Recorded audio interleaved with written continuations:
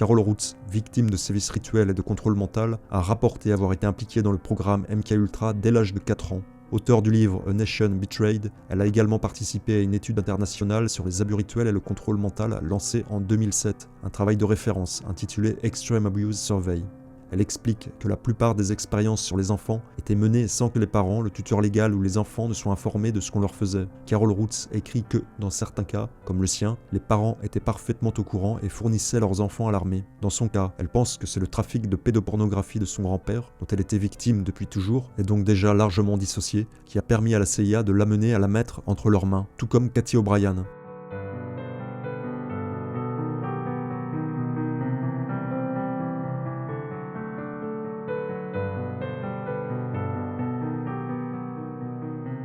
On lui a fait subir des électrochocs, des prises de drogue, de l'hypnose, de la privation sensorielle, toutes sortes de traumas pour fractionner sa personnalité. Il s'agissait de dissocier la personnalité pour aller plus loin avec les enfants les plus performants dans des projets plus complexes.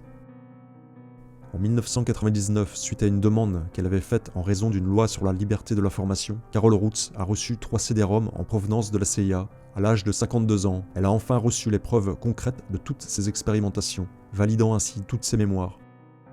Ces dossiers étaient restés pendant des dizaines d'années dans les coffres du gouvernement. 18 000 pages de documents déclassifiés concernant les programmes Bluebird, Artichoke et MKUltra.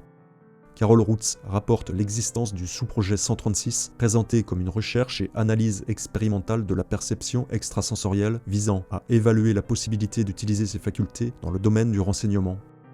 Le document officiel indique noir sur blanc: en travaillant sur des sujets individuels, une attention particulière sera accordée aux états dissociatifs qui tendent à accompagner spontanément les perceptions extrasensorielles. Ces états peuvent être induits et contrôlés dans une certaine mesure avec l'hypnose et les drogues. Les données de cette étude seront obtenues à partir de groupes d'individus particuliers, les psychotiques, les enfants et les médiums.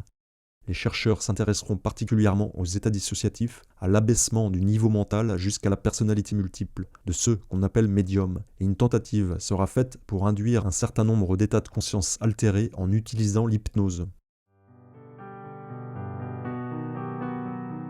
Voilà, en plein dans la niche trauma, dissociation et connexion aux autres dimensions, le noyau dur traité à ce jour uniquement sur MKPolice.